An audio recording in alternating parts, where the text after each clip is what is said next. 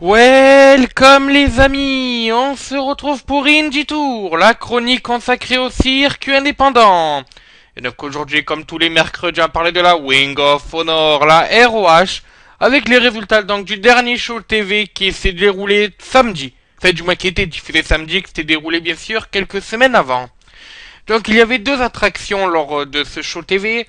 La première, c'est bien sûr le retour à la ROH des Killer Squad Elite, qui sont bien sûr donc Lance Archer et David Boy Smith. Et il y avait ce match pour le titre TV Champion entre donc Tommaso Ciampa et Jay Lethal. Donc on a commencé directement avec le retour des Killer Squad Elite qui ont affronté War Machine. Donc dans un match, c'est vrai assez technique, assez powerful, avec très peu de prise de risque niveau de flying, mais je pense que quand on voit le gabarit des 4 lutteurs, c'est compréhensible. Même si on notera quand même un topé suicide à Danson. Voilà, donc final match assez technique, qui a duré une quinzaine de minutes, et qui a vu après une victoire donc des War Machine par disqualification. C'était à l'intervention donc de Michael Elgin. Voilà, donc Michael Elgin, unbreakable, qui cherche bien sûr à renaître depuis sa défaite, enfin depuis sa perte de titre. On s'en rappelle tous, c'était à All Star Extravaganza 6. C'était donc contre Jay Briscoe, justement, le début du second règne du Dem Boys. Voilà, donc ensuite, deuxième attraction, c'était ce match donc pour le titre TV entre Tommaso Ciampa et Jay Lethal. Et donc ce match a surtout tourné à l'avantage donc du plus grand catcheur de première génération. Vous l'avez compris bien sûr, donc de Jay Lethal, qui a gagné suite à un Lethal Induction sur Tommaso Ciampa.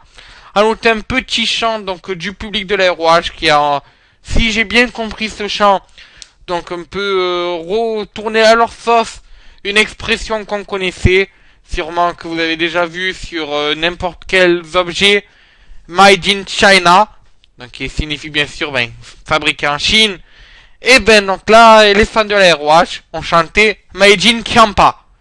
Alors bon, je ne sais pas si si Tommaso Ciampa a créé beaucoup de choses. En tout cas, pour le public, oui. Affaire à suivre.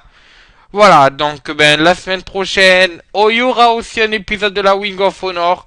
Et dans cet épisode de la Wing of Honor, vous pourrez voir le retour d'Alberto El Patron, connu donc sous le nom d'Alberto Del Rio à la WWE. Son dernier match, on s'en rappelle, c'était donc face à Jay Lethal. Match qu'il avait perdu, justement. D'ailleurs, bon, après, toujours cette controverse avec donc The House of Truth et notamment Truth Martini qui s'amuse un peu à intervenir. Voilà, c'est le plus facile dans les matchs. Ce qui a coûté la défaite, ce qui a coûté la victoire à Alberto Del Rio, c'était... Alors, c'était pas Super Card of Honor, c'était au show d'avant. Faudrait que je retrouve... Désolé, j'ai plus le nom en tête, mais...